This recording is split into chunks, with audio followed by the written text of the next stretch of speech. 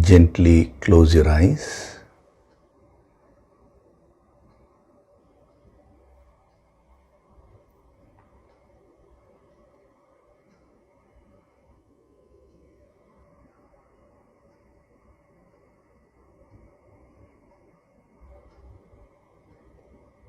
Do deep breathing.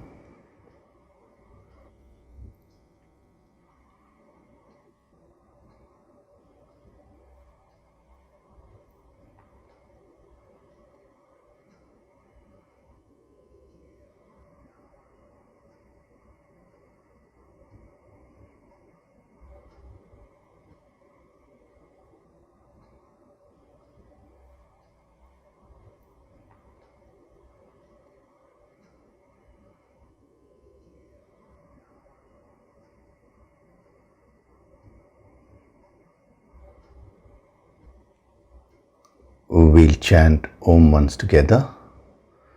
Synchronize the chanting of Om with your exhalation.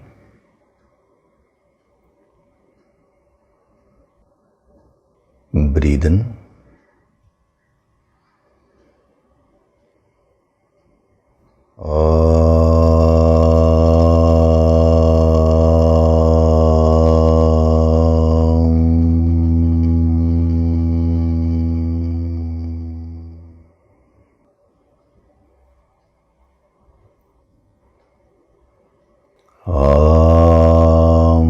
Sahana bhavatu, sahanau bhunaktu, sahaviryam karavavahai, tejasvinavaditamastu ma vidvishavahai.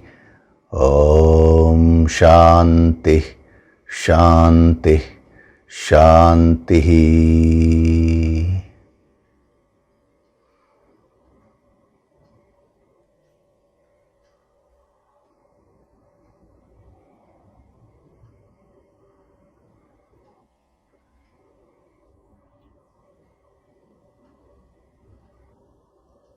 Gently open your eyes.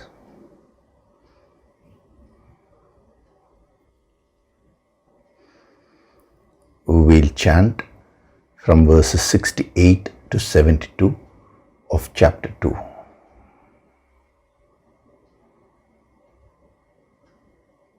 Tasmadhyasya mahabaho, Tasmadhyasya mahabaho, nigrihitani sarvashah, nigrihitani sarvashah, indriyanindriyarthebhyah, indriyanindriyarthebhyah, tasya prajna pratisthita, tasya prajna pratisthita, ya nisha sarvabhutanam, ya nisha sarvabhutanam, tasyam jagati sanyami, tasyam jagarti sanyami, yasyam jagrati bhutani, yasyam jagrati bhutani,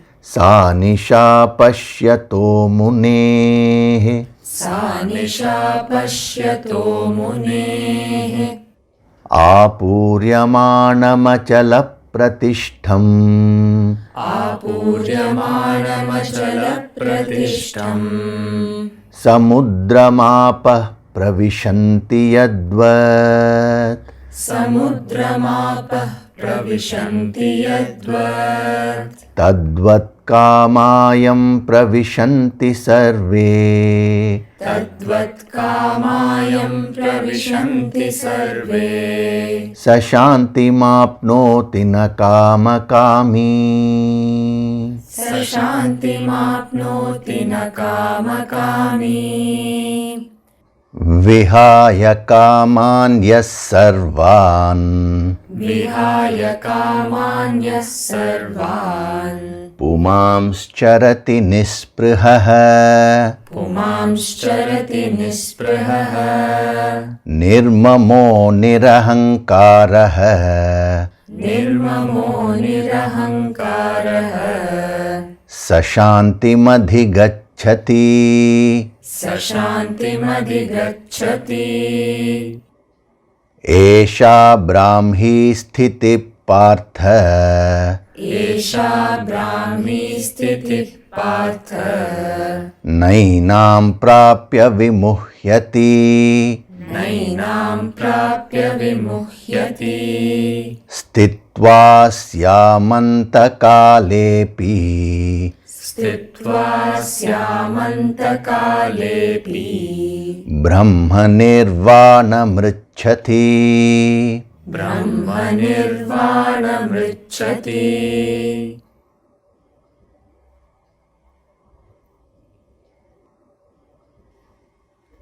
Hari Om, and a very good day to all of you.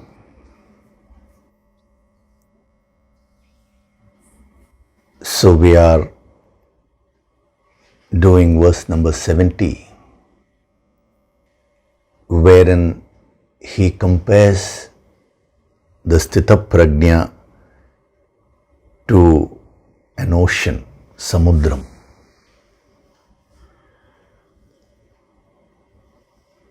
Now, as I have been telling you, when he talks of a Sthita Prajna, he is not talking of someone else apart from you. It is you who is going to get transformed into a Sthita Prajna. We always have the habit of studying the scriptures without relating it to ourselves.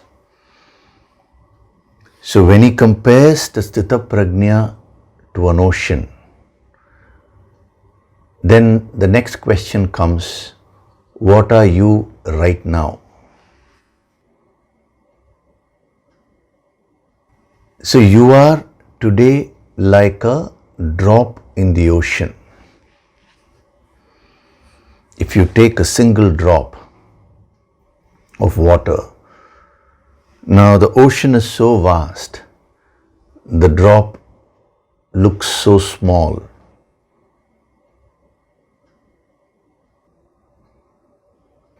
The ocean represents the infinite, the drop represents the finite.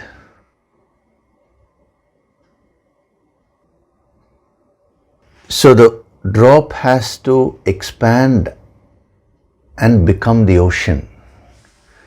That is the spiritual path, expansion. So the moment he says the Sthita Prajna is like an ocean, what you need to understand is that you are also already like the ocean only, except that you're a miniature representation of the ocean today, like the drop of the ocean. You cannot be something totally different. See, if you take an ornament made of gold, now let's say there are a lot of impurities attached to that ornament. Now you can purify that gold ornament and you can convert it into any other ornament, and finally you can even convert it into a raw form of gold. But if the ornament itself is made up of some other metal, now you cannot convert that into the raw form of gold. So similarly, if you are something totally separate from God, then you can never become divine. So when he talks of Sthita Prajna, he is 100% divine. And when these great masters say that you can become a Sthita Prajna, it means you are also divine, but in a limited way. Probably 5%, 10%. It depends on each one's level of growth. But you cannot be completely different. That is not possible. So these two statements, that is, on one hand they say a Sthita Prajna is infinite, is 100% divine, is like the ocean. And on the other hand, your goal is to become a Sthita Prajna. That should give you so much of confidence.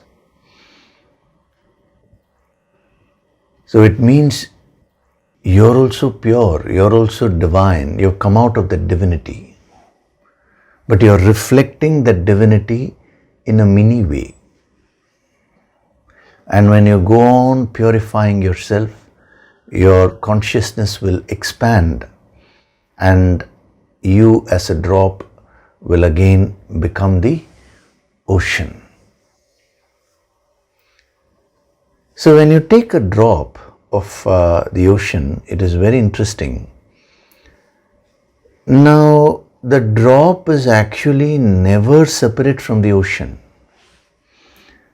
Within the ocean, a drop may think that it is a drop, but actually it is always the ocean only.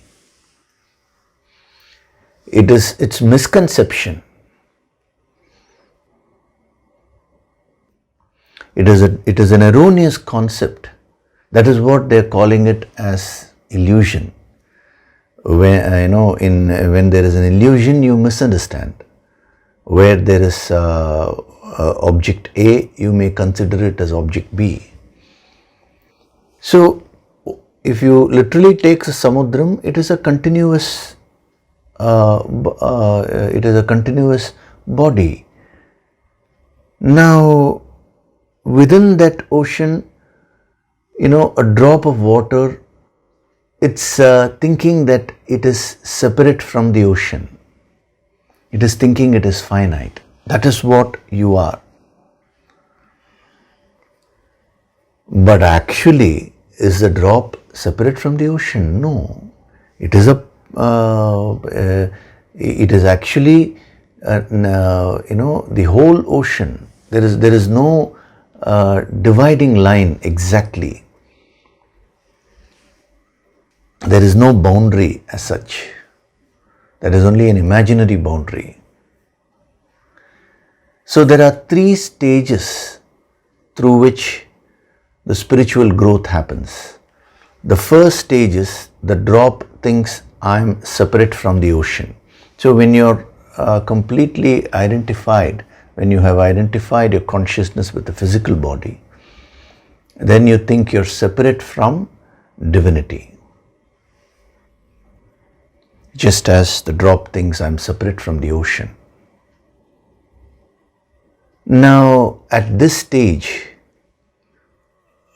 you relate to God as a third person because you consider yourself completely separate. So naturally, you will be able to relate to divinity as a third person. I am his or I am hers. Whether you conceive of God as masculine energy or feminine energy. See, all these things do not matter. Ultimately, God is beyond all finite concepts, whether it is male, female, everything,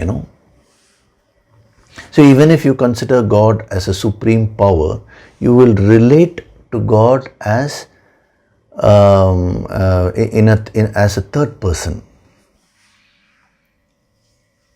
So when you are at that level, what is the sadhana which you need to do? What is it that, what is the purification which you should first try and achieve? That is, you should slowly develop the bhavana where you consider everything as gods. It is all gods, as a third person. Today, when you're at that level, the ego tends to appropriate everything, whether it is a house which you're having or a family which you're having, any possession. You consider everything as yours, but in reality, nothing is yours.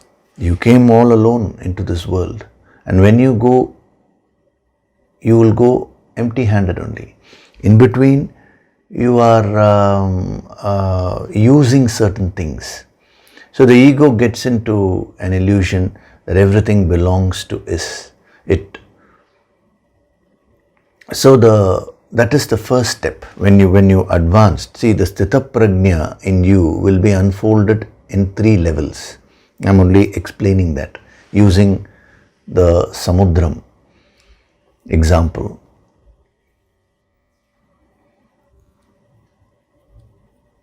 So every thing which you have, everything which you do, if you can oblate it to the infinite, no doubt you are considering yourself as the finite only, as someone who is separate from the infinite.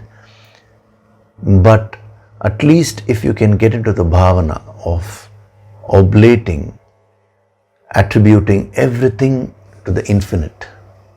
As Shakespeare says, there is a divinity that shapes our ends. That is the first level of the unfoldment of Sthita Prajna within you.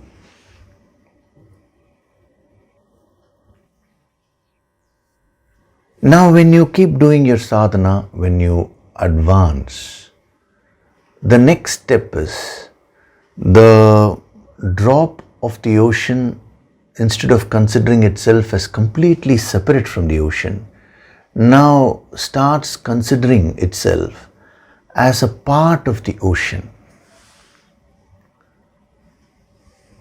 That is the next step of unfoldment, of growth. When you do sadhana sincerely, you will come to a stage where you will consider yourself as a part of the infinite. You will start relating to the infinite in second person, as if you relate to a person directly. Similarly, you will start saying, I am yours. Everything belongs to you. It's a direct relationship with divinity, with God, which you will establish. When I say a direct relationship, I don't mean mere verbal expression. I mean deep within you what you feel, It's easy to say these things verbally. Actually, they say devil quoting scriptures, they say, no? In most of the Puranic, the Puranas also, you will find the Rakshasas and Asuras many a times talk the highest philosophy. Ravana always used to say, Aham Brahmasmi, I am God. That is a Mahavakya from the Vedas. What is there in life? So it is easy to talk, but I am not referring to how you are talking. I am referring to what you are inside, deep within you. So from the drop considering itself as separate from the ocean, the next level of wisdom is the drop considering itself as a part of the ocean. I am a part of the infinite. That enhances your powers, incidentally, because you are a part of a larger system. It is a very powerful stage of spirituality where, see, once you consider yourself as a part of the infinite, that gives you so much of inner strength, that gives you enormous amount of powers that you can achieve anything you want. Whatever you think will start fructifying. You may not, you may use it for higher purposes, that's a different matter, but you will get that capacity. And then when you keep doing your sadhana sincerely, you will move on to the third stage, where the drop no longer considers itself as separate or a part of the ocean and all that. The drop says, I am the ocean, because the very concept of a drop itself means there is a separation. It is only from outside we say this is a drop of the ocean and the entire ocean and all that. But actually it is one continuous body of water. Similarly, in reality, the infinite cannot be divided. Even mathematically they say no, infinite can never be divided because it's not a number, like how other numbers are. So the drop drops its individuality completely.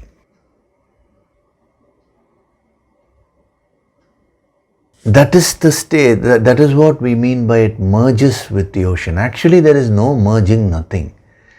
It just realizes what it truly is. The same water which is running the entire ocean is running through that portion also. So why do you need to restrict and say this is a drop, this is a wave and all that? Those are all relative concepts. So this is the third stage of unfoldment where you become a full-fledged Sthita Prajna. A Sthita Prajna is one who has realized that he is the entire ocean. So it's not that he has become like the ocean. Even though we use that those words during explaining and all that, you should understand the true significance of that. So you don't need to become an ocean. You are already the ocean. You just have to realize it. So that's why they call it a self-realization. Atma Bodha. Atma Bodha means the internal, inward knowledge of the self. Atma means self.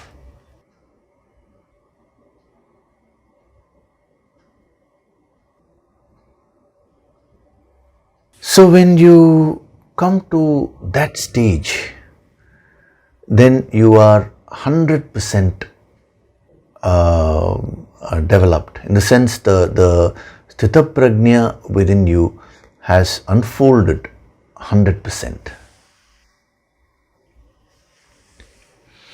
So you should keep on doing your sadhana and you should cross these stages till you actually start experiencing yourself as the infinite. In the final stage, there is no question of I'm a part of God or I belong to God and all that. You say I am God. And when you say I am God, that I is not referring to the physical body. It is not referring to the mind. It is not referring to the intellect. It is referring to that eternal soul. So when we talk of expansion, it only means expanding your vision. Even though we say expansion of consciousness, actually consciousness is always infinite only. Just as we say it is only the ocean, the fact that the drop is considering itself as separate from the ocean is actually an illusion. So when you are caught up in the illusion, these terminologies may be used. You need to now, your goal is the infinite, you need to travel inward and all that. But actually there is nothing, no traveling, nothing. Wherever you are, the moment you realize what the reality is, that is the state of Sthita Prajna. So this was so beautifully captured in our scriptures. These three stages of unfoldment as the Dvaita stage, the Visishta Dvaita stage and the Advaita stage. So when a person thinks I am the body, then he has to first master the Dvaita stage. Dvaita means separation, duality. I am separate from the infinite. I am separate from God. When a person starts identifying with the subtler aspects of his or her personality, then it becomes Advaita. I am a part of God. Sorry, not Advaita, Visishtadvaita. But when a person does more sadhana and starts identifying with the consciousness, then what he needs to master is Advaita, where Aham Brahmasmi. Aham Brahmasmi means I am that supreme, infinite.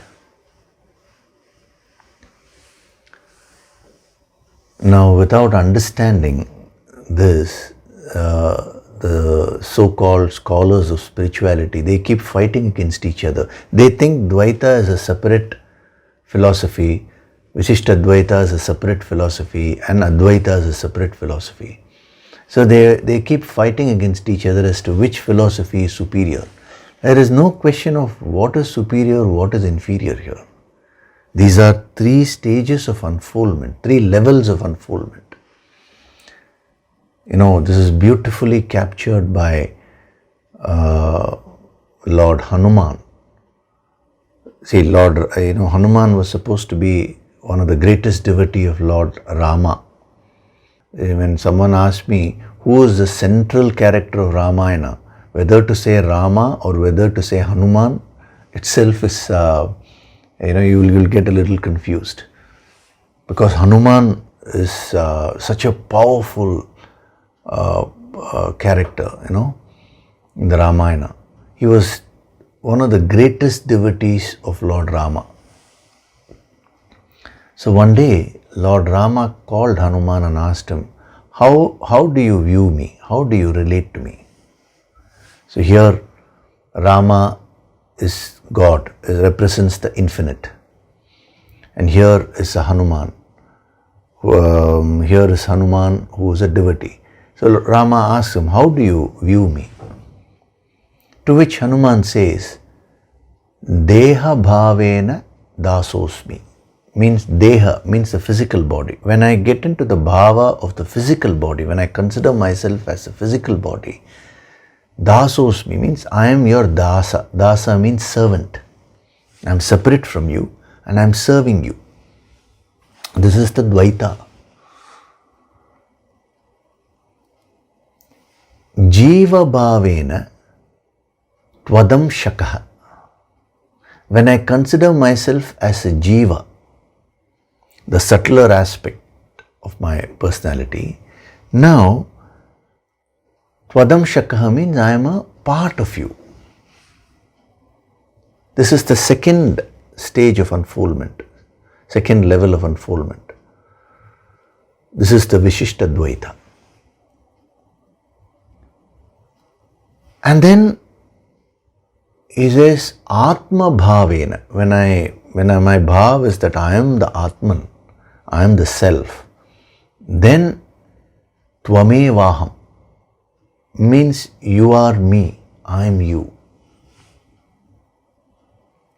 Tvam means you. Tvam eva aham. Tvameva aham. I am you, he says. This is Advaita.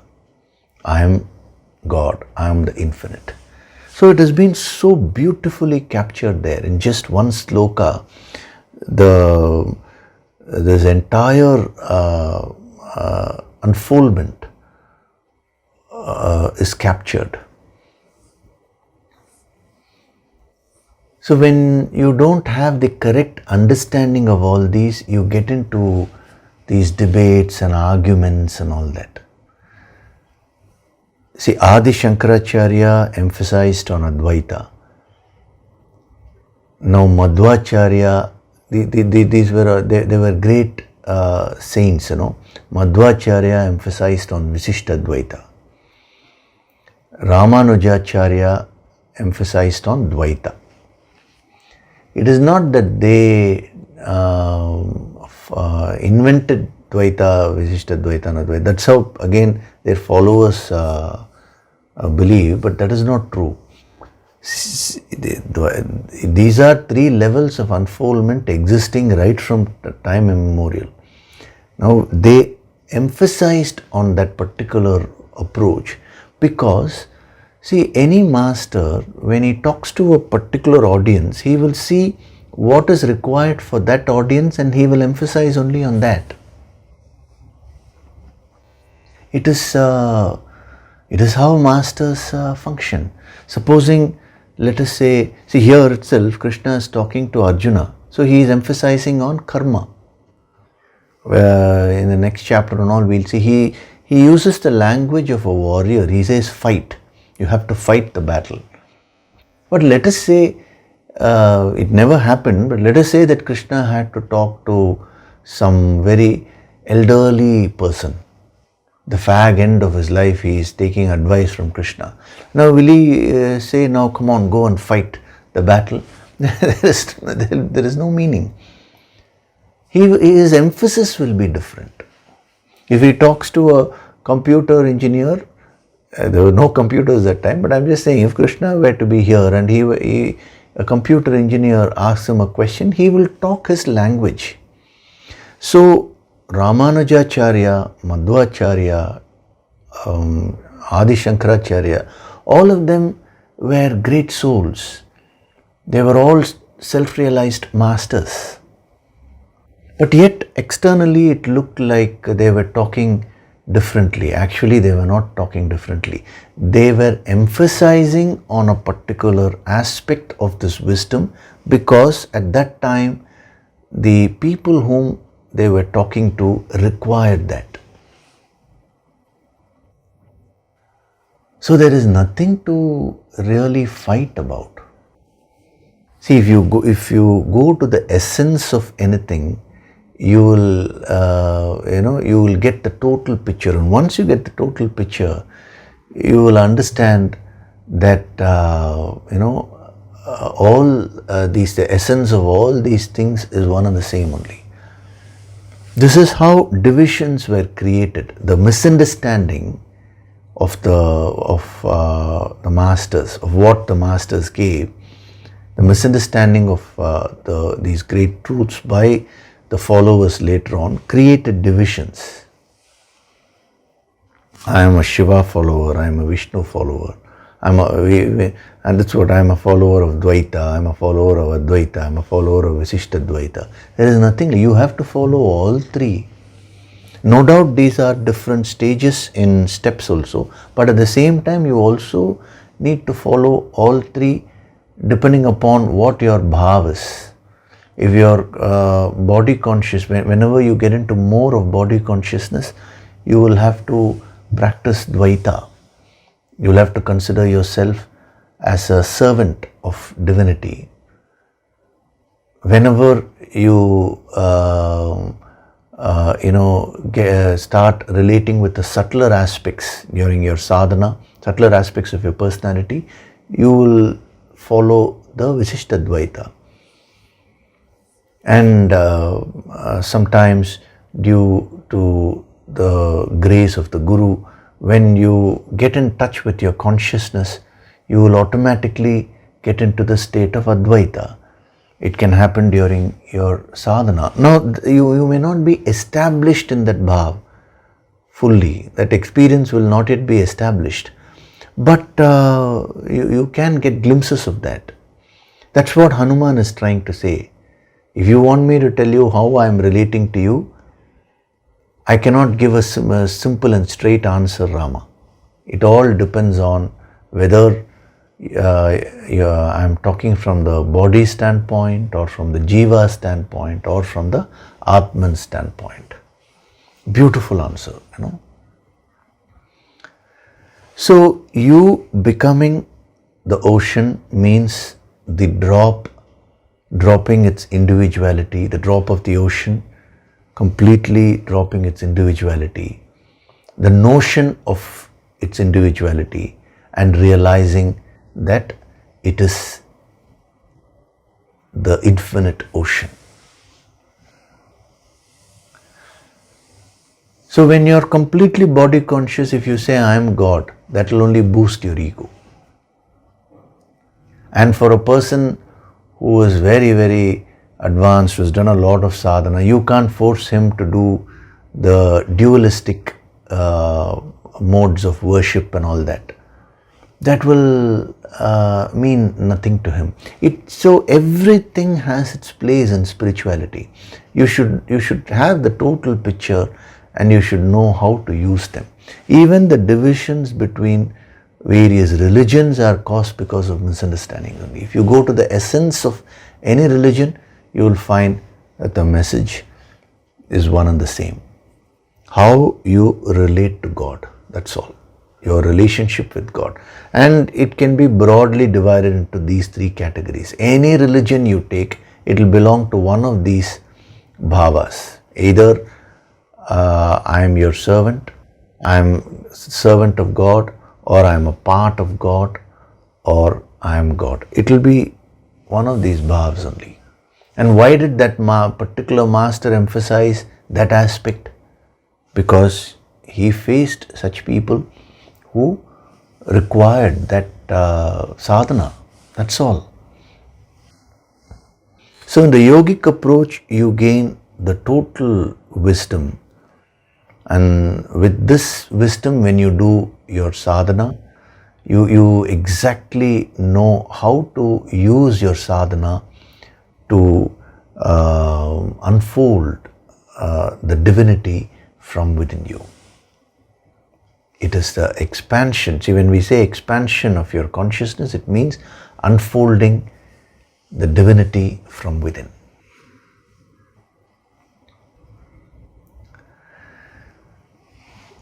So this dimension of the samudram and its relation to you as a drop is a very powerful message. If you can absorb that, it's a very powerful dimension of the samudram, If you can absorb that, you gain tremendous clarity in your when you're doing your sadhana. All your confusions will go away. Because otherwise you'll have a lot of confusions. Does God have a form, or is God formless? Again, if you consider it from the body point of view, there is a form. From the Atman's point of view, it is formless.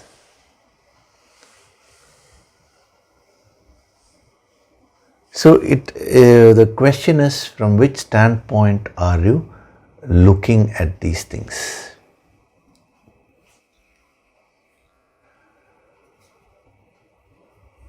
So you are the drop, and you need to expand your vision, and you need to realize that you are the ocean. When you realize that fully, you are a sthita prajna.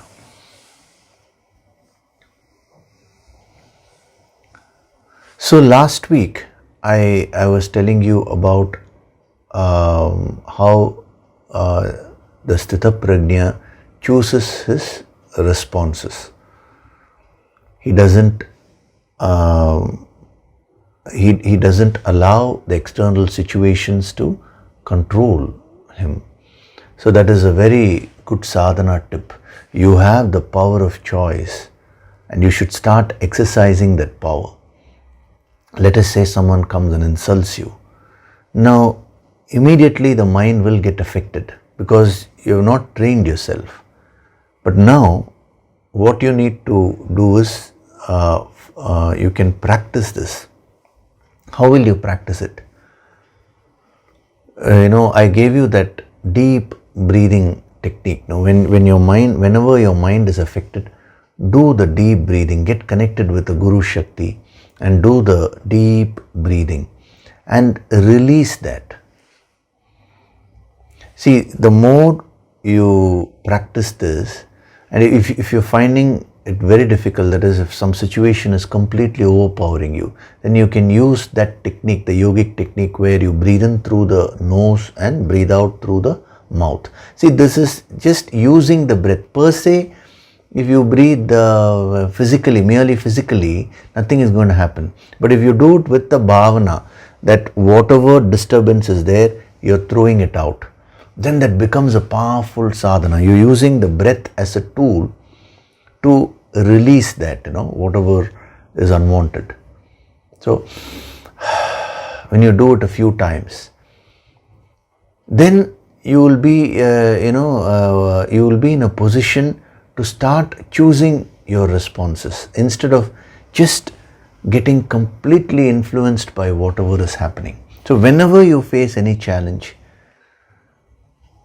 do the simple sadhana. Connect with the Guru Shakti. Because when you connect to the Guru Shakti, the energy of the great masters will always come and help you. The connection with the masters is always at the subtle level. It's not merely at the external level.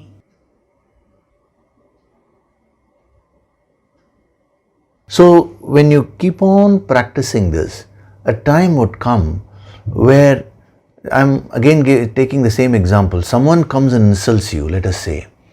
Your ability to choose your response, the choice also will be instantaneous. Instead of getting affected, before the mind gets affected, you will be able to respond with calmness. You will not allow anything to disturb your peace of mind. That is the beauty. When he says, Saha Shantim Apnoti, he is in a state of peace. It is amidst all the various challenges. So practice makes a person perfect. If you go on practicing it, this is not suppression.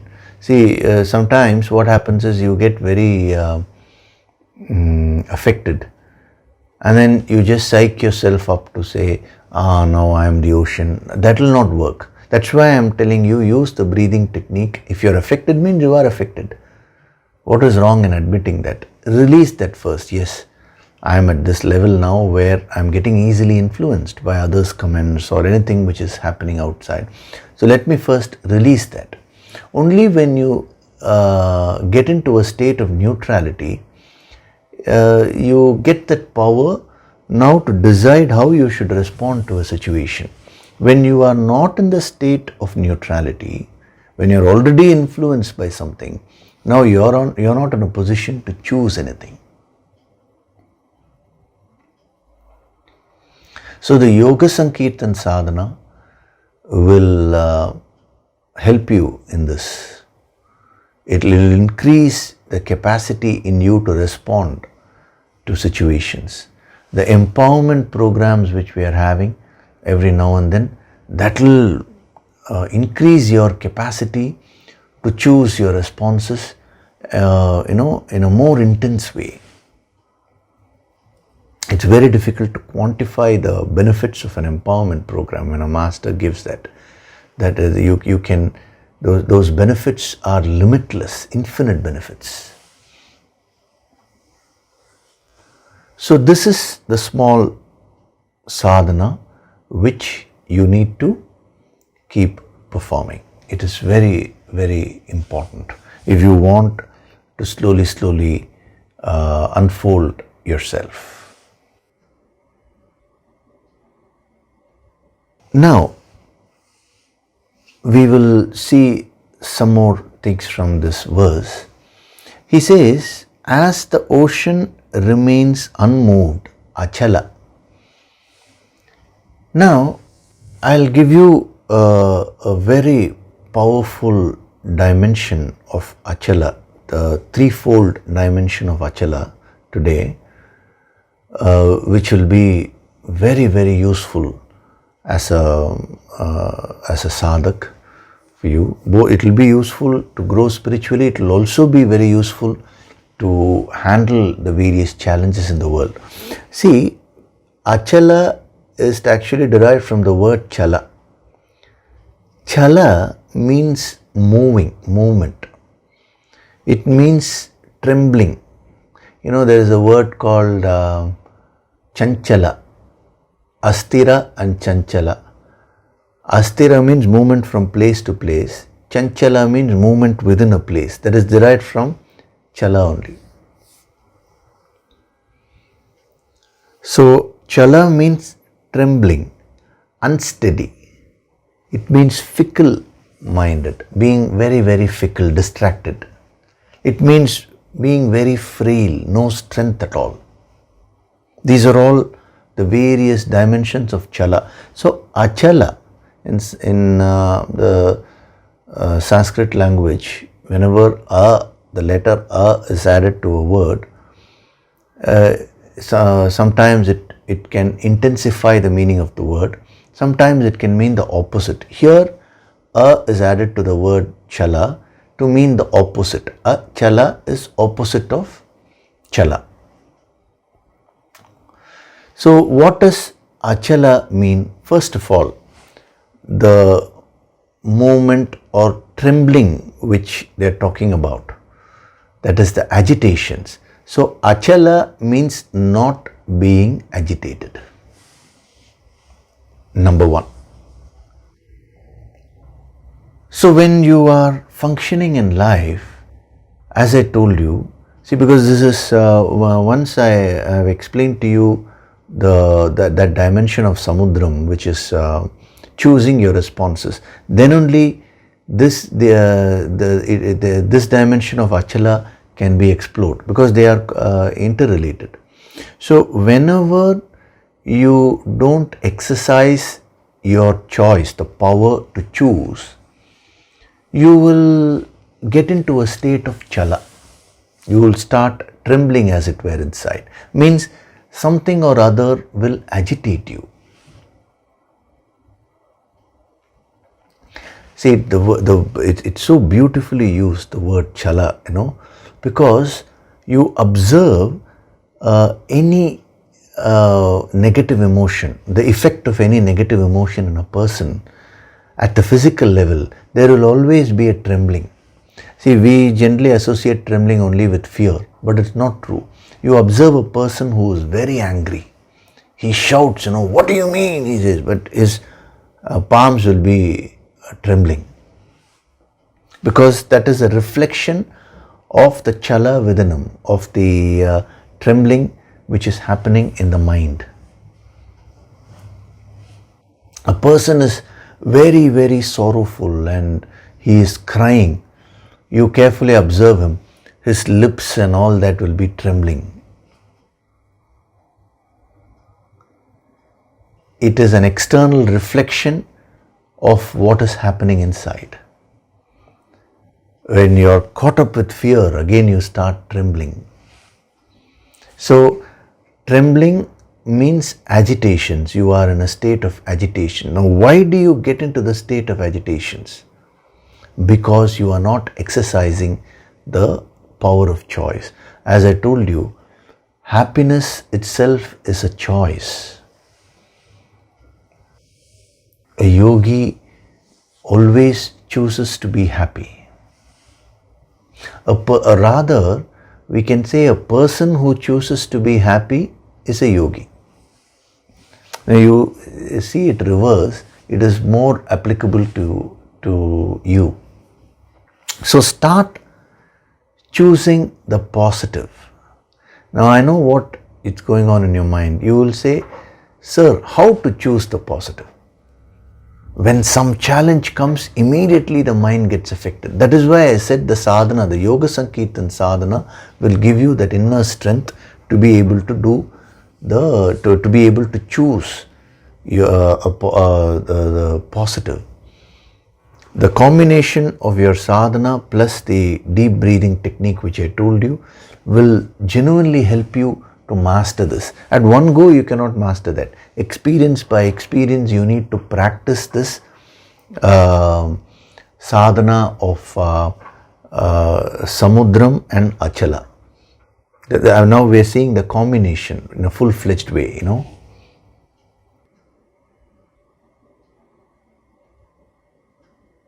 So this is the first dimension, not being agitated. You should not leave your spiritual practices till you get to a state where you are never ever into a state of chala.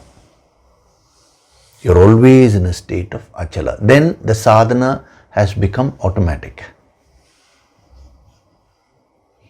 So initially there will be a time, where you face a situation, you need to spend some time to release things, and then only your mind will calm down. But you go on doing your sadhana, following all the aspects of this wisdom which the Guru is giving you. A time would come where the choice will become instantaneous. The greatest of challenge can confront you, but your mind will remain very, very calm, and it will choose the best possible response. That is the beauty. So achala means not agitated, number one. Number two, chala also means unsteady. Unsteady and trembling are one and the same.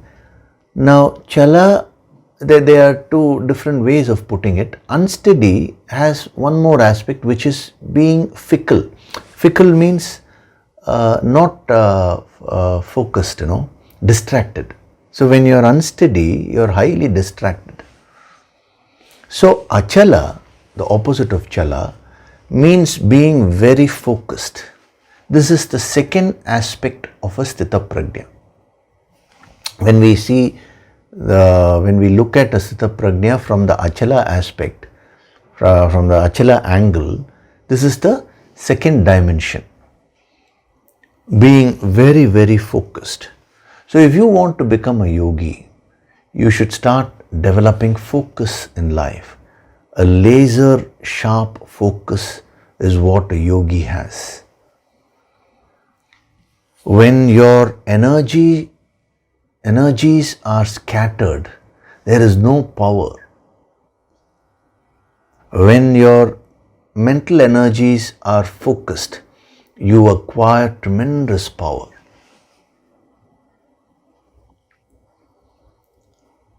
So the power of a yogi is in his ability to focus.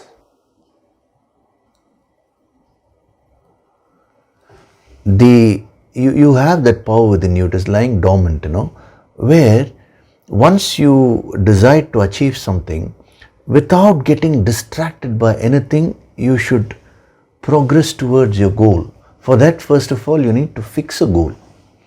Most people don't have a goal at all. They are leading a very tamasic, lazy life. Especially the danger, there is a big danger when you get some benefits from through the spiritual sadhana and healing and all that. You will start getting a lot of relative benefits. Many desires of yours will get fulfilled. Like a lady told me, she couldn't conceive for a long time, and then when she started doing the yoga sankirtan sadhana, even at a late age, she conceived, and she has even given birth to a baby now. Similarly, a person said, I was unable to become financially wealthy for many years. Now by doing sadhana, a lot of wealth has got attracted towards me. In the sense, my life has become so enriched at the financial level. So these are all relative benefits which you may get. Another person, many people have said that their health has improved. So when such things happen, generally the mind, the ego tends to trade on the tapas or sadhana which you have done. So immediately the tendency is to stop the sadhana, get into a state of chala, and you get distracted by these things. So you lose sight of the ultimate goal. So that should never happen. If you want to be a yogi, there should be an uncompromising attitude. In the path, you will get a lot of success, you will achieve so many things. Enjoy all of them. but always maintain the focus on the highest. This is what Krishna gives in the 9th chapter, Ananyas Chintayanto Mam Yejana Paryupasate. So Ananyas Chintayanto Mam means without any other distraction, you focus on the self, focus on the infinite, he says. Now to practice that focus at the highest level will straightaway be difficult. That is why we are saying keep that as your background goal, as your ultimate goal, and start fixing relative goals in your spiritual path. The goals of self-improvement. Every day become a better person.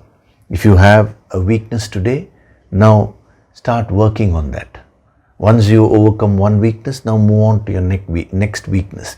So when you keep your focus on self-improvement, self-purification, that will give you the focus in life. Otherwise, you will just lead a mechanical life and your entire time will get wasted. This precious human birth will get wasted, and you will just be involved in the relative things of life. Again, I am not saying wealth or health or all these things are not important. They are all meant for you to enjoy. But if you get stuck with that, you will lose your focus. So you have come in this life, you have taken this human birth in order to reach your goal, which is the infinite. Don't lose focus. Be sincere and regular in your sadhana. Do your daily sadhana meticulously. Don't give excuses like I'm traveling, too much of work pressure is there and all that. Everybody has some kind of challenges.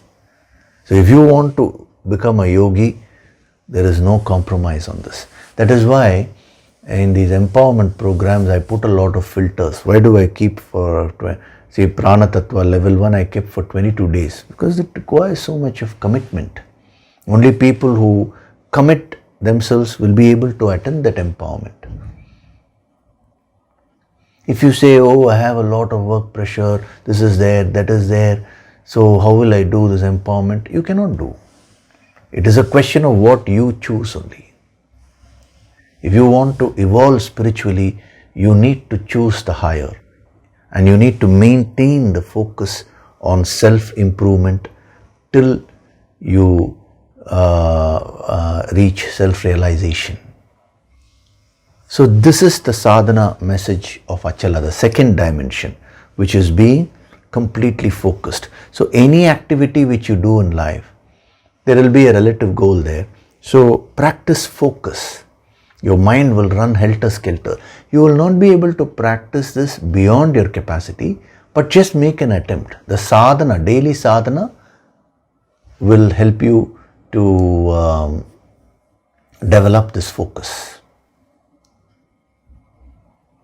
So this is the second aspect. The third aspect, the third dimension of Achala, there is, when you take Chala, it means frail. Frail means weak. So Achala means strength, being very, very strong. So a Sthita Prajna is always in a position of strength.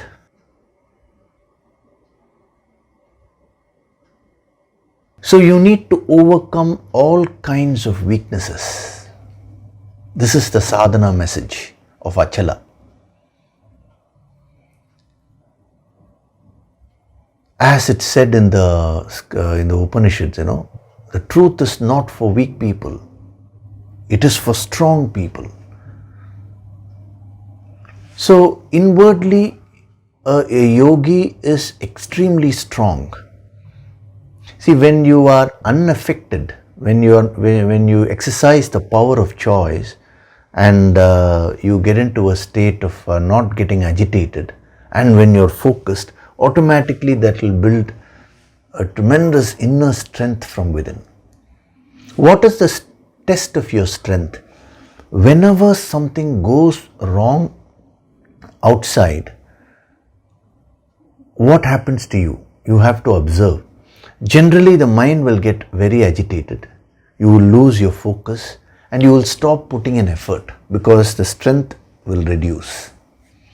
So, as a sadhak, as an aspiring yogi, you need to take care of these three aspects, especially when something goes wrong outside. See, for example, you decide to do exercises every day, you're doing some exercise. Now, suddenly something goes wrong. Immediately your mind will get agitated. You will lose your focus and then you will stop doing your exercises. Even the Yoga Sankirtan Sadhana, I know many people, they keep doing.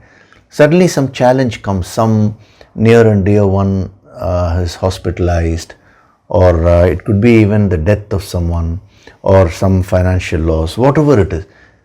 So immediately they get into a state of chala. This is the ego, functioning. It pushes the mind into a state of chala. So how does chala function within you? The chala, the state, see, chala is actually a tool which the ego has to trap your mind. So the opposite tool, the tool which can counteract that, is achala. So how does the state of chala happen?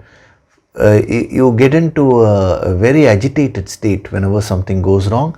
You lose focus thereafter, and once you lose focus, you will become very weak and you will stop putting in efforts. If you want to become an achiever in life, you need to become achala. Let it be any field.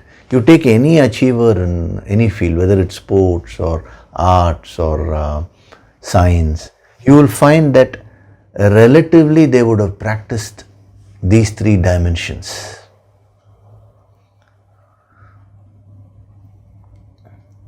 So all these three dimensions can be practiced only when you absorb the dimension of samudram, which is the exercising the power of choice within you. That is why I covered that first, and then I am giving you this aspect of the wisdom.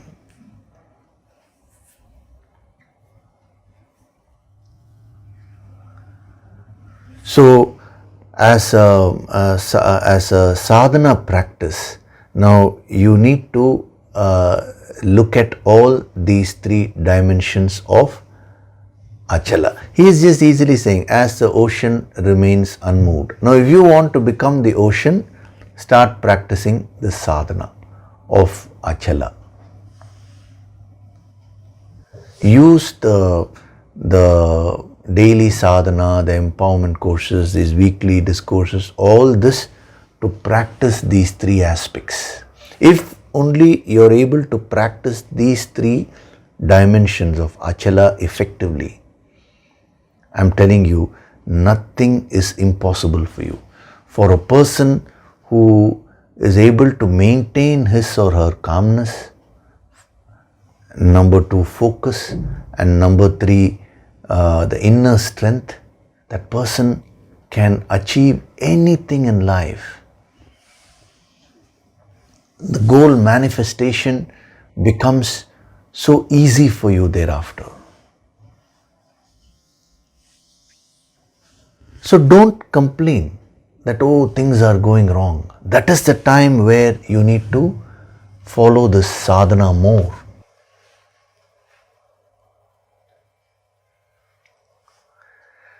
So what you should do is take your major areas of life, like your health, then you take the finance, then you take wealth. Wealth and finance, okay, are related. Then the relationships, like this, your career. So in all those, start fixing goals. The first aspect of your life, I would say, is, the central aspect is spirituality. Spirituality means at the relative level, it is self-purification, self-development. So you should have goals to develop yourself. Otherwise, you will get into a state of tamas.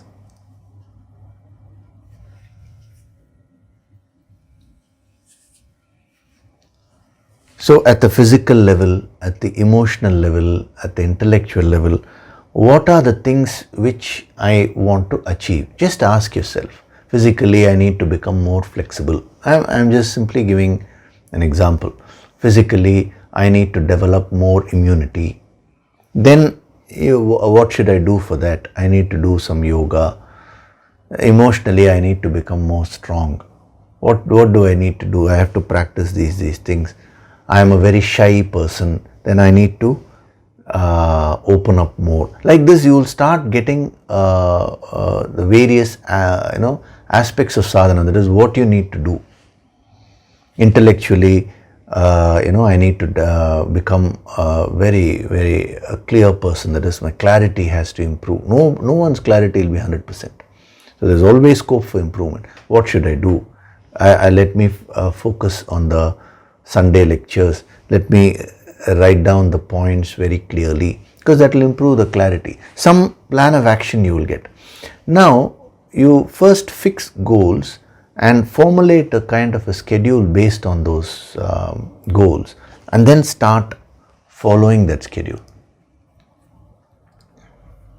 This is very important if you want to grow as a yogi. Otherwise, time will just be passing. You will be talking about all this in a very generalized way, but actually your mind will be caught up with various the challenges of life, which will just erode all the spiritual strength which you have. So when you formulate a schedule, that becomes that forms a protective layer that helps you to focus. So whenever you want to choose any activity, you will easily ask, will this activity help me to achieve my goal? If yes, I'll do it. If not, I'll not take it up.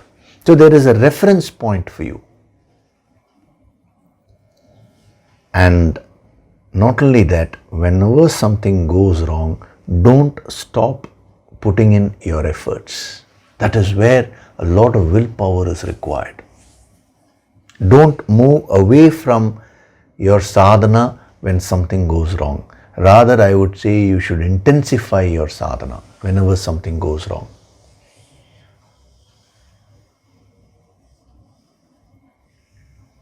So all this you will be able to practice only if you absorb that dimension of Samudram, which is that you have the power to choose. So using that power, now start fixing goals. And as you evolve spiritually, your goals will get more and more refined. You will start seeking higher and higher things in life. And a day would come where your only goal will be to merge with the infinite, because you would have achieved whatever you wanted to achieve in this third dimensional world. Now you want the infinite, and when you're wanting the infinite, again Achala will be there. You will be very calm in pursuing that. You will be extremely focused, laser focus you will have, and you will seek the infinite with so much of strength rather than as a weak person. See, today you relate to God as a weak person. Generally, when you have problems, you go and tell all the, I know people who go to a place of worship and they keep telling all their problems. Don't tell God the power of your problems. Rather, you should tell the problems the power of God. The moment you realize the power of the infinite, these problems will be pulverized.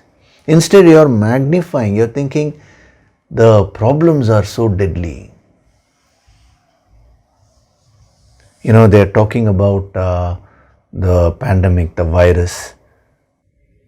But as I've repeatedly said, the real solution from an individual level, I'm not talking from the social level where they're saying masks should be worn or not. I'm saying from an individual level, what is the protection from whether it is this virus or any variation or any other virus? It is ultimately to build a very strong immune system.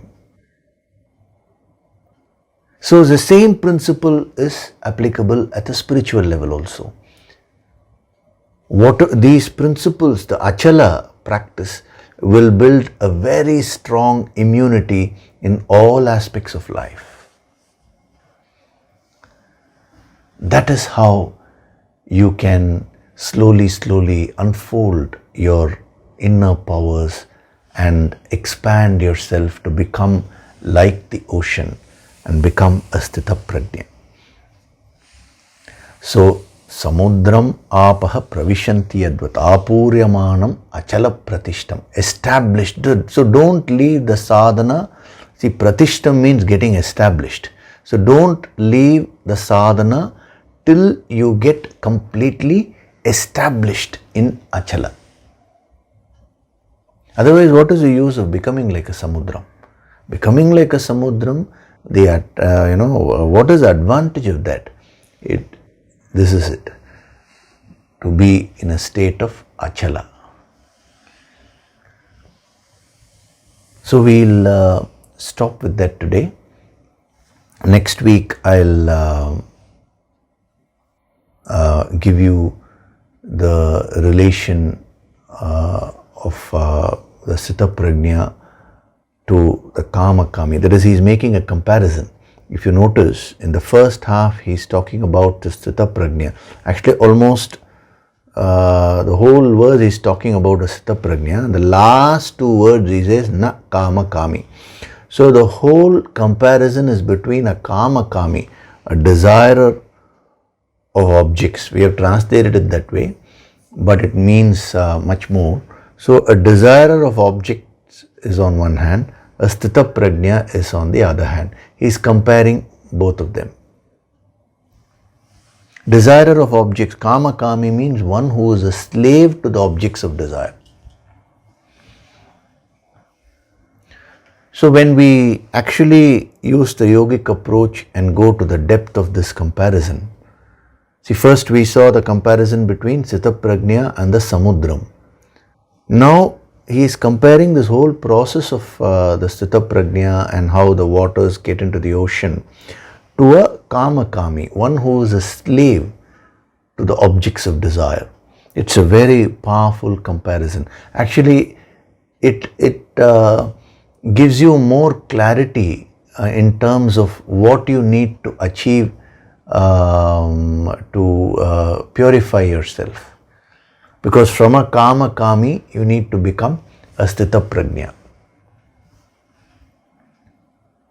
From a slave, you need to become a master.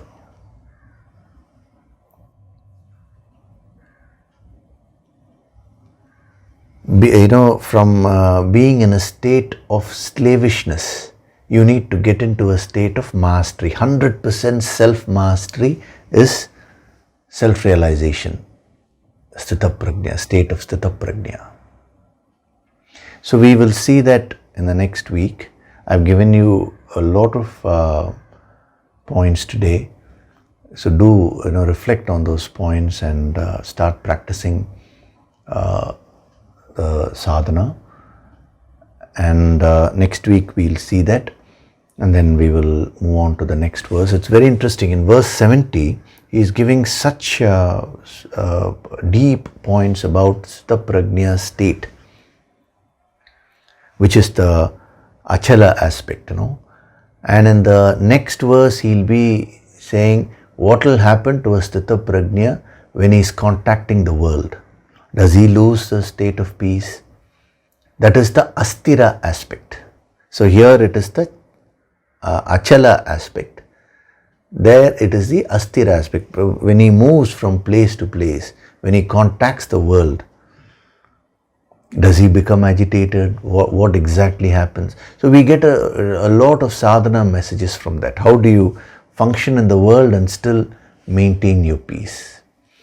So once we cover this verse to a good extent, then when we go to the next verse, you will be in a good position to absorb those messages. So we'll see all that in the coming weeks. So before we do the meditation, I will take up some questions. A lot of questions keep coming, so I am just taking up some questions which are relevant to these. Certain other questions which I may not have taken up, we will take it up in a separate question answer session later on. Generally, whenever the context comes, I will keep answering all your questions. In case it is, the context is going to come much later, I have made a note of that. So that will be taken up in a separate question answer session. Probably once we finish the second chapter, before we go to the third chapter, we'll have a session for answering all the questions. Okay.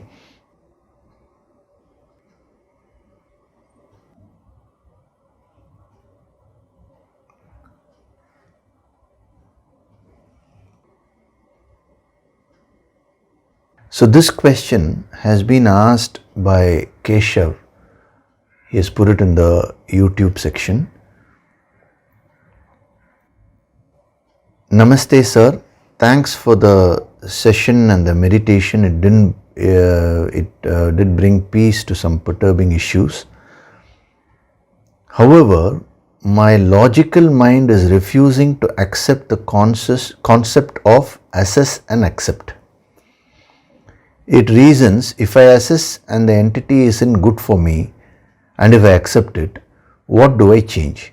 This isn't letting me imbibe this fully, sir. Request your guidance on going past this block, please. Thanks again for the love, sir. Yes. Now, it's a very practical question which Keshav has asked. He says, this sadhana, see, you have used the word concept of assess and accept. I would suggest that you stop using the word concept and start using the word sadhana of assessing and accepting. I said no, accept people as they are, accept things as they are, accept situations as they are. It will give you a lot of peace. Why I am saying don't use the word concept is that itself is a tendency to merely intellectualize and not practice. So when you consider these things as mere concepts, then you will not be able to overcome your blocks and practice these things. So none of these are concepts to be merely studied intellectually. They are actually principles which need to be absorbed and lived in your life. See, these are all things which you need to practically experience while living, not merely keep analyzing as concepts. That is the first thing. This itself is a tip to come out of the blocks. You have mentioned one block, but there could be other blocks also. So first, don't consider these things as concepts. Concepts means they may be practical or impractical. The moment you say they are practices, it is a practical thing only. It's a question of you practicing it or not. There will be no doubt whether this is practical or not. When you say something is a concept, there is always a doubt whether that can be practiced, whether that is practical or not. So fundamentally you need to shift you need to change your approach.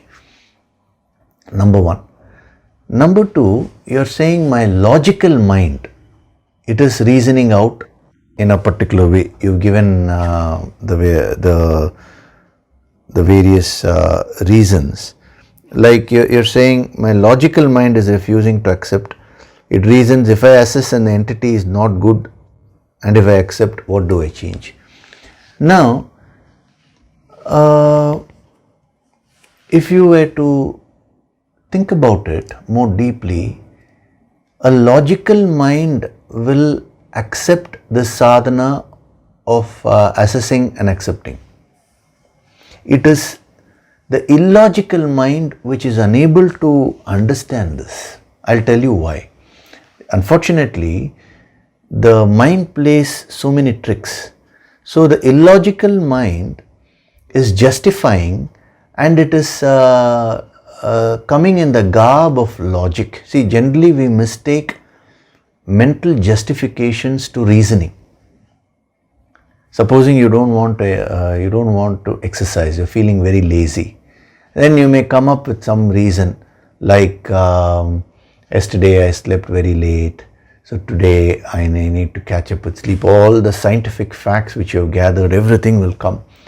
So ultimately it's just an excuse, it's just a justification. So you should first learn to differentiate between justification and reasoning. Reasoning comes from a logical mind, justification actually comes from the illogical mind only. But it actually comes from the deeper weakness. It uses some external logic. It portrays itself as a logical mind. Now, why am I saying that? That also I'll explain to you, then it will become very clear. Now, let us say a person is behaving in a very negative way. Now, tell me, do you really have control over that person? See, what are the factors which you don't have control over? You don't have control over external factors beyond a certain extent. So, what is that which you have control over? It is your own mind. This is pure logic. So, when it is said that assess things, accept things, or accept people, whatever it is, that is the only logical way of functioning. Supposing you say, I will not assess anybody, I will not accept anyone. Now, who is going to suffer? It is you who will be agitated. So, what is the logical way to get out of agitations and to remain in a state of peace? Will non-assessment and non-acceptance, will it give you peace of mind? If it will, please do it. In the path of, in the yogic approach, we are always open-minded. Will non-assessment and non-acceptance give you peace, or will it make you more agitated? Ask yourself. It will make you more agitated. Now, when that is going to make you more agitated, how can the logical mind suggest that? Because your goal is to become peaceful, is to become happy. So, when you consider all the different ways of functioning, the various choices which you have, you will find that assessment and acceptance are the only choices available to you if you want to be peaceful.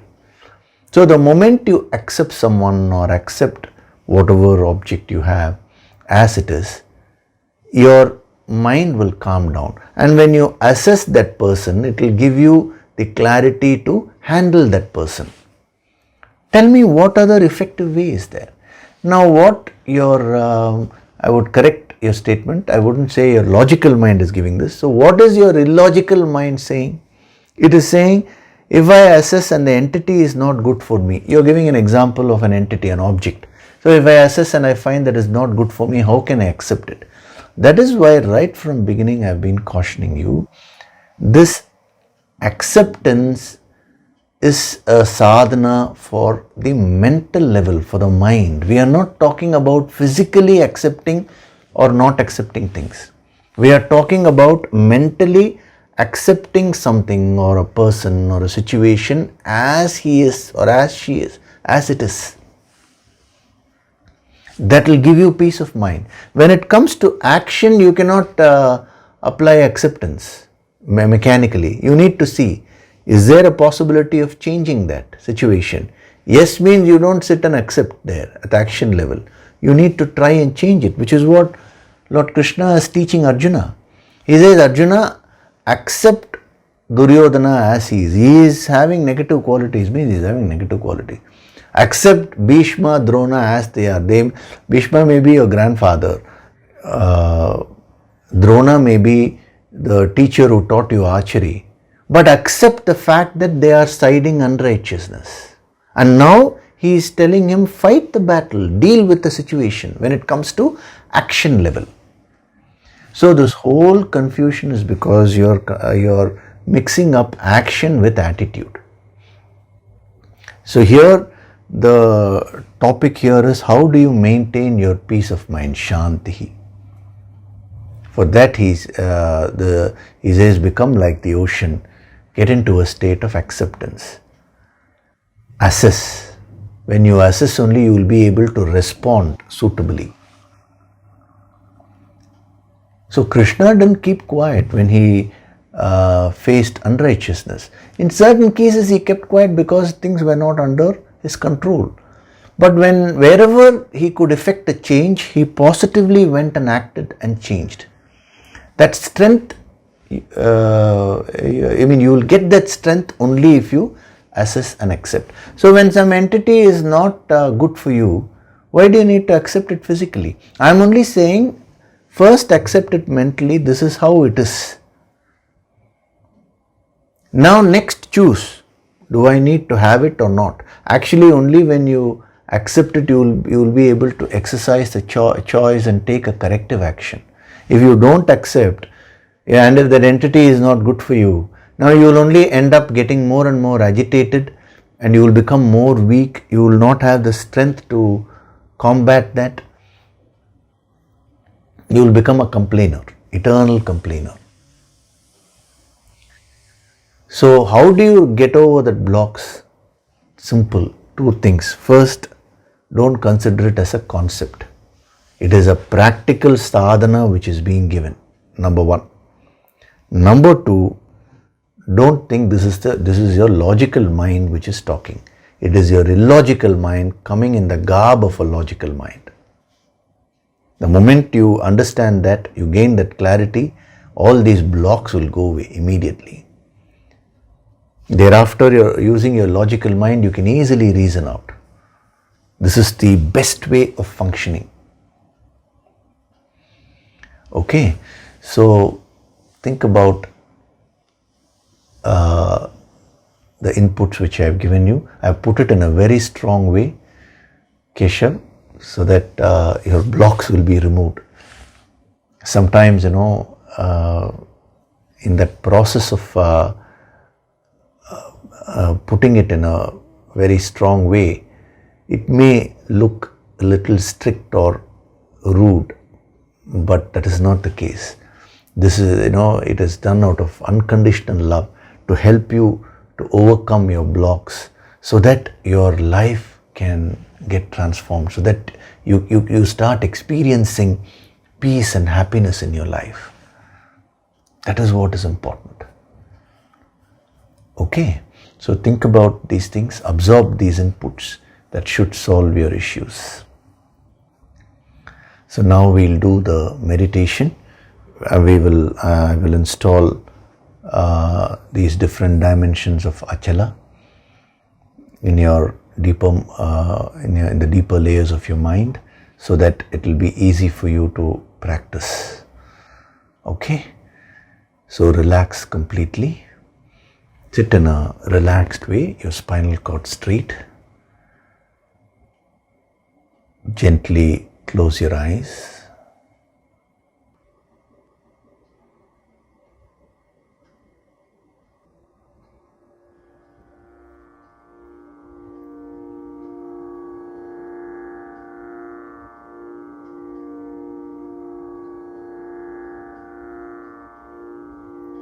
Do deep breathing.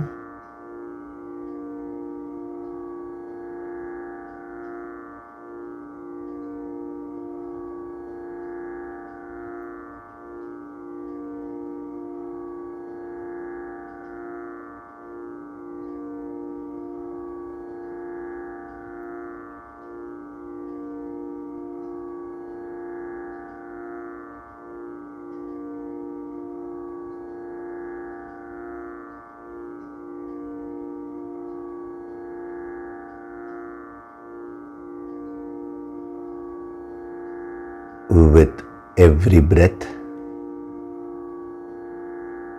I am becoming extremely relaxed.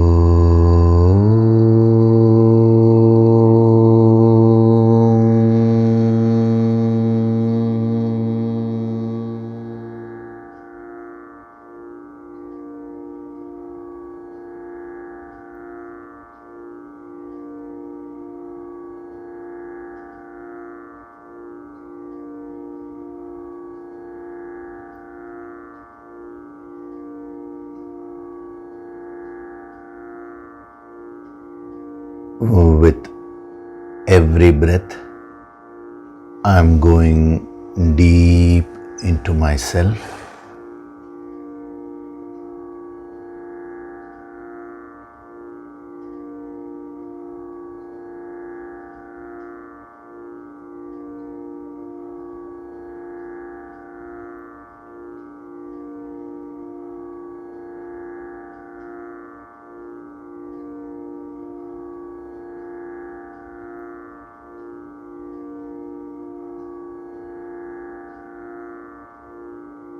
I am like the ocean, Samudram.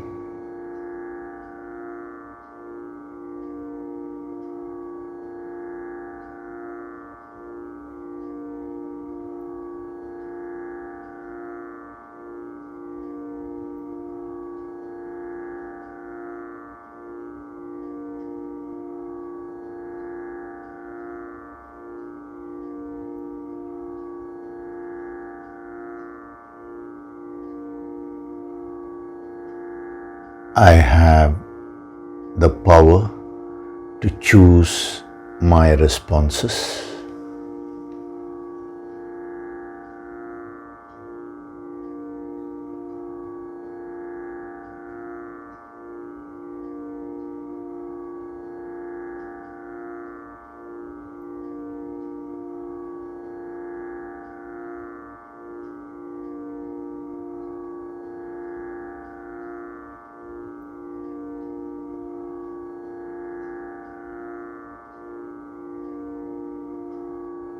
I am in a state of achala.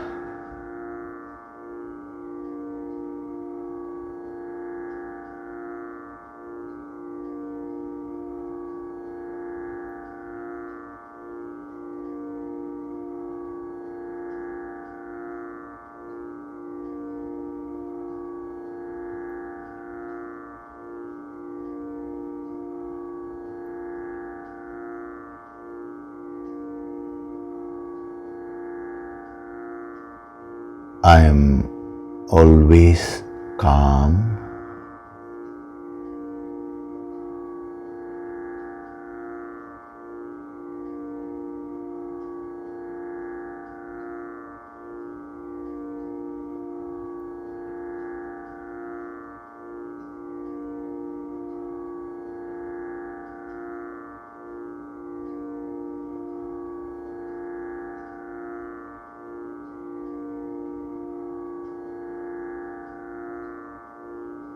I have tremendous focus.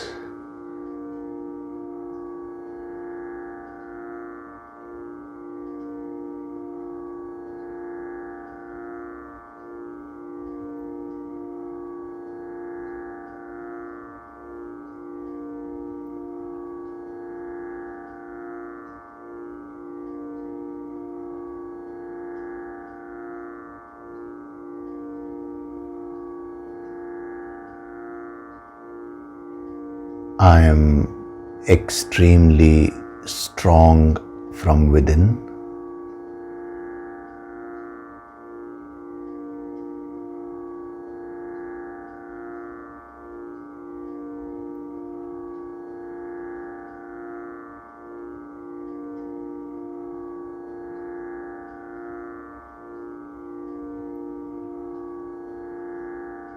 I am Swayam Prakashit, self-illuminating.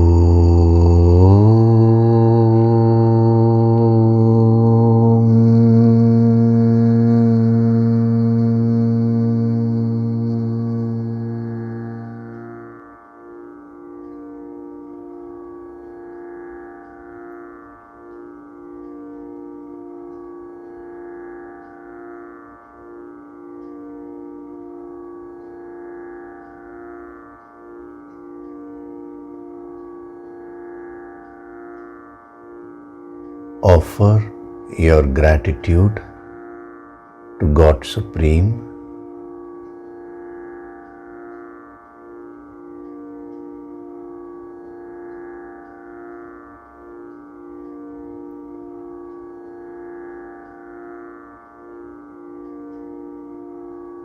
Offer your gratitude to your Guru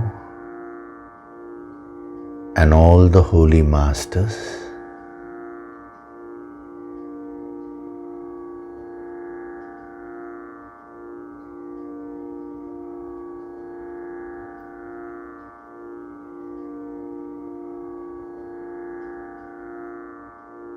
Slowly come back. Wriggle your fingers, your toes. Rub your palms together to create a warmth.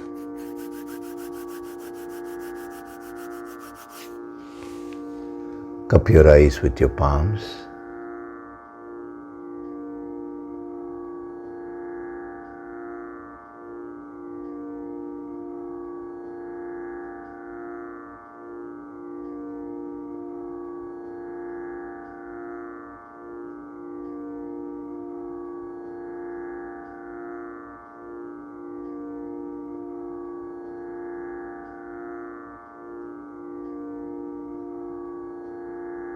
Gently rub your eyes, cheeks, forehead, top of the head, back of the head and neck. Slowly open your eyes.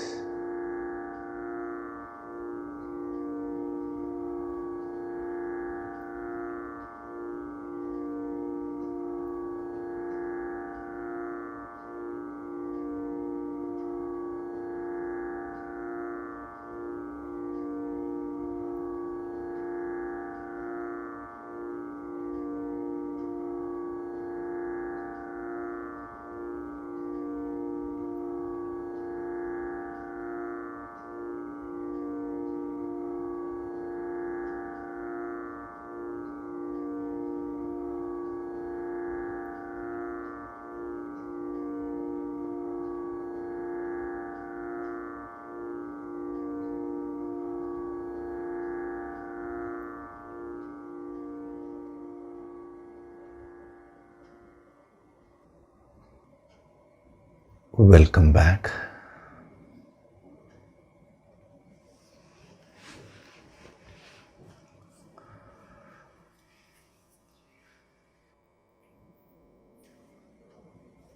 So today we had a very powerful session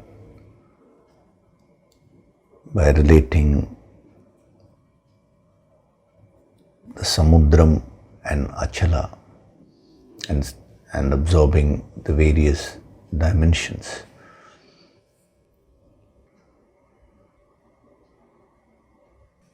So you should use this wisdom to transform your life, not merely study these things as theory. These are not intellectual concepts. They are practical principles which can be lived in life. See, when something is not possible, they will not mention it. Why would someone waste his time telling you something which is not possible at all? These are all great masters who have lived this wisdom, and they are talking out of experience.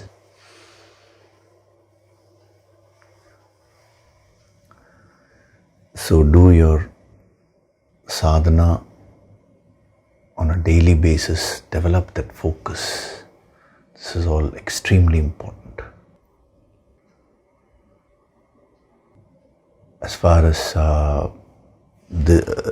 just for the next few weeks, you don't need to do any special sadhana because you're attending the Prana Tattva level 1 empowerment. So we are building up the energy there. It is entering a very crucial phase, the second week. where more powers are going to be unlocked.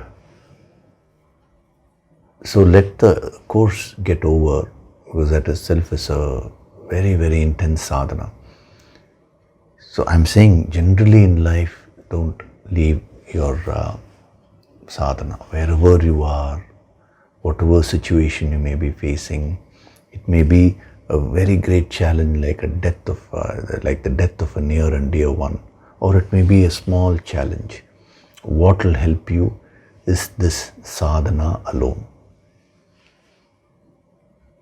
The Yoga Sankirtan sadhana is a very powerful tool which will fill you with the energy which is required in your path. Okay? So thank you very much. We'll continue with this verse and the next verse in the coming weeks. Hari Om.